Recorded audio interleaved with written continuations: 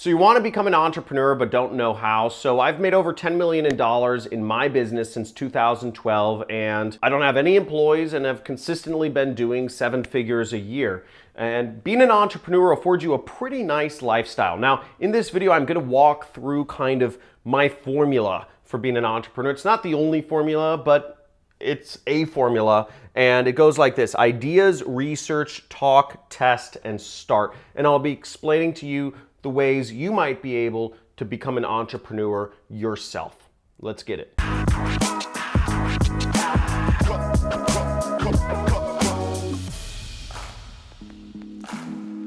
Dude, becoming an entrepreneur is a great decision. First off, it's not an easy decision. It's not an accepted way of life.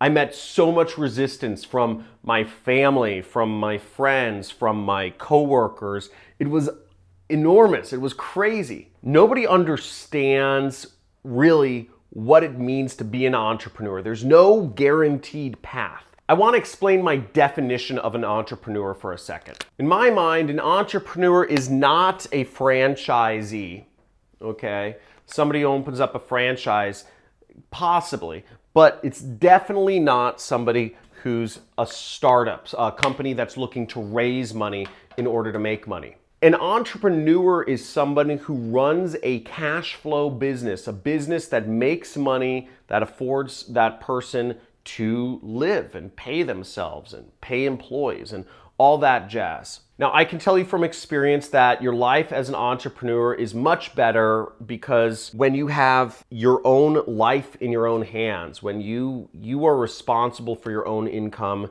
you are responsible for your own freedom, and you're also responsible for your own success. And having that, ability is just so awesome. For me, I don't have any employees, and it's amazing. I have, I'm financially doing all right, and also I have, a lot of freedom to focus on whatever I want, or be with who I want to be, or go where I want to be. Now, that's not saying that I don't work very hard. I work extremely hard.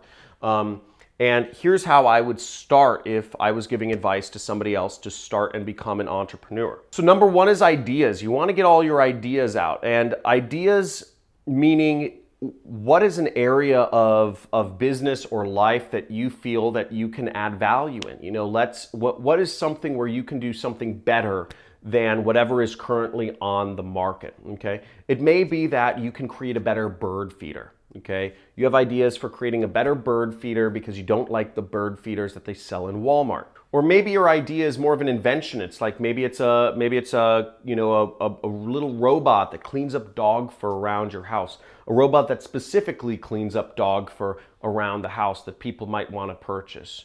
Or maybe your invention is whatever. It's a new type of, or maybe your product that you want to sell as an entrepreneur is sort of like a handmade good. It's a unique style of lighting fixture. It's a unique type of furniture piece for people's houses. Whatever it is that you're selling. So whatever those ideas are, just lay them all out of what sort of areas you believe you could be an entrepreneur in. The next step is research, okay? Go out and look at similar companies to yours that you want to start. Again, if going with the example of if you wanted to sell art, find other artists and see how they're selling their art, see how they're coming across to customers, how are they getting their patrons or their customers, whatever that is. If you're selling a bird feeder, see how, do the research into where you would sell that bird feeder. If you want to sell it into Walmart, do your research into how you actually sell into Walmart. How do you meet somebody from Walmart?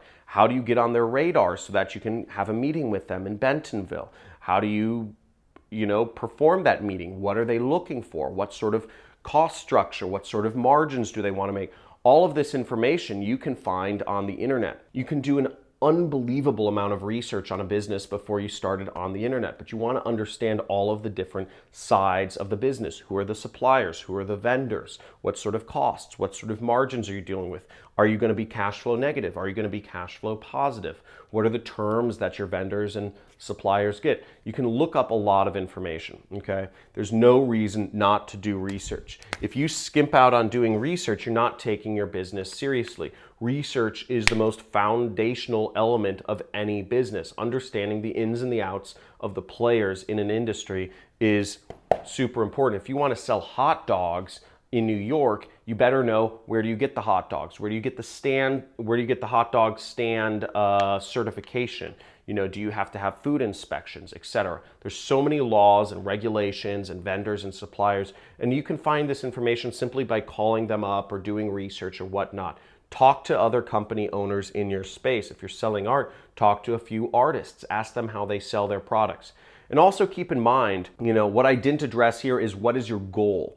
Okay, if your goal is to make millions of dollars and all of the local handmade goods sellers on Etsy are only making, they're making an extra $1,000 or $2,000 a month, that might not be the business for you, or you might need to change your goal. Again, understand everything in context of what your goal is. You got to talk to your customers, okay? Talk to potential customers. If you skimp out on this next important element, you are missing out on a huge deal. If you're going to try to sell a product and you haven't talked to anybody about, you're not an entrepreneur. You're a hobbyist. You're an amateur. You're a passerby. Real entrepreneurs actually survey and talk to their customers. Not survey. I'm sorry. You actually have like verbal conversations with potential customers. If your product idea or if your service idea is not actually going to if it's just something you concocted in your mind but it has no basis in what customers actually want, you're crazy. You're crazy. It's funny because I do some angel investing and I see these startups every day. They're young kids, they're right out of college, and they have some idea. They're going to create the Uber for movers, or Uber for, home movers. Maybe it's a good idea, maybe it's not. But I ask them if they've ever talked to any potential customers, if people actually need this. I say, have you talked to people who are actually moving, and ask them why they, didn't consider using an app? It's craziness. Most people starting companies just come up with an idea and they say, oh, there should be Uber for movers. But when asked, like let's say a college kid, they would say, oh, it's too expensive, or they've never done the research with actual people, okay? And all these startups fail, okay? All these startups fail because they never actually talk to the end user who would potentially buy their product. So talk to people. Talk to people. Talk to people. Don't skip this step. If you skip this step, I don't know how to help you. You're crazy. The next step is figure out a test, okay? The test can be very simple. It doesn't need to be anything complex, but you want to do real market testing. So let's say you want to start a consulting business and you want to start giving people advice on, interior design. Give away some consulting for free. Do some interior design for free. Help people out for free. If you have a new recipe for a better hot dog, an organic gluten-free hot dog or whatever you're coming up with, go on the side of the street and just start giving away those hot dogs. Cook hot dogs for people and give them away. See if the market likes it. Do people like your interior design help, or are they just saying you're just like everybody else? Because if you're not creating something that's adding a lot of value to the world, it's going to be an uphill battle. Generally speaking, you want to blow people away with the amount of value you give them, or you want to figure out, what do people find most interesting about your consulting, your hot dogs? Maybe you gave away these hot dogs, but what people really liked the most was your homemade bread buns, okay? Or maybe people, what liked the most about your hot dog was you had some homemade ketchup, and that was their favorite aspect of it. So maybe ketchup is your product, Or maybe of your interior design consulting, what people liked the most was just helping them get their head straight to figure out just the general style of their house. Whatever the business is, you can test it very easily. Find the easiest way to test it with a minimal amount of money. Again, I put up ads when I'm marketing a product. I put up ads without even having anything for sale, just because I want to see if the market is interested in buying whatever product I have. And this brings me to the last element of being an entrepreneur. To become an entrepreneur is just to start, okay? Just to start.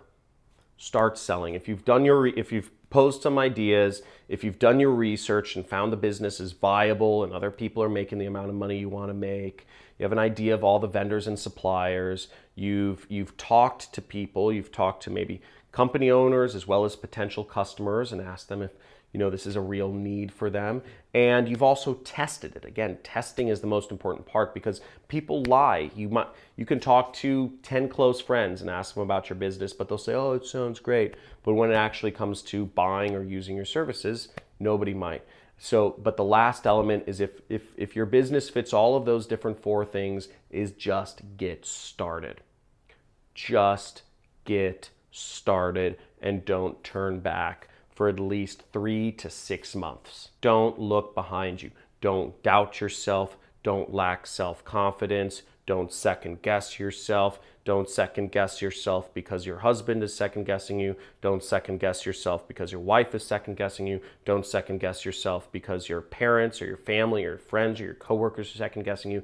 Just get started and don't look back and figure out a way to make this business work. Because if it fits all those criteria, you have something very valuable in your hands. You have something that can offer the world a lot of value, and you deserve to give it to them.